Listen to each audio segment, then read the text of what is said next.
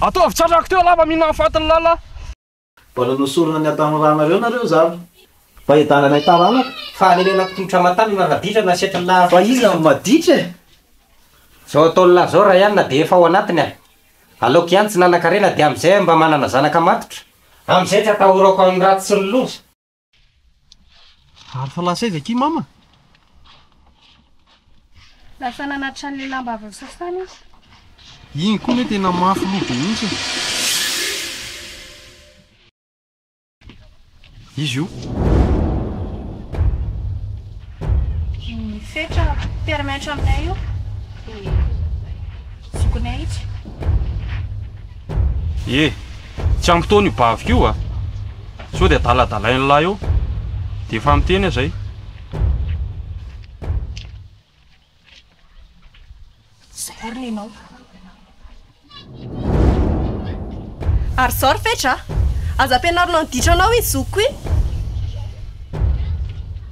Tony koa mba betaim-bavatra. Zao teneniko tena zoko tena na tsy antoantrana aminay ihany foana. Voile. Tianino?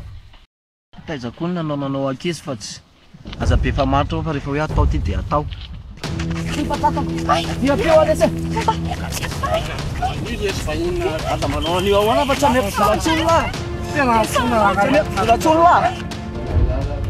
Dia sao hoe ity nandaniany la volako ela avy misaina sa tsy misaina?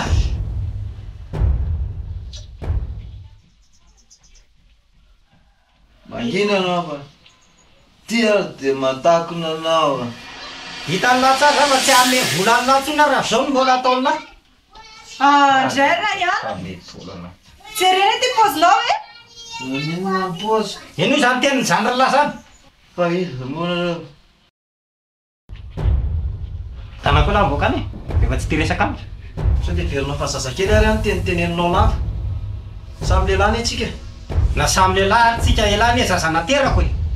Fofon'ampilara mbola tsy miala tantamosika ato. Ary fiteny avay zany fiteny la zany. Fiteniko zany dia ahoana re? Mipetraka Ina tena eo mandeha ve dia ataon'la zany ka tsy tiako le zany aloha masina ekizy koa zany. Tena aloha zay raha baina sakasakana lafa sao dia mifatratrany amin'lahy eo ny rihatra. Lo le siara mandeha tikotra. Elary lita kely dia ahita elavan'ny fara. Fa maninao Andry? Be voka hono ny zandrinao.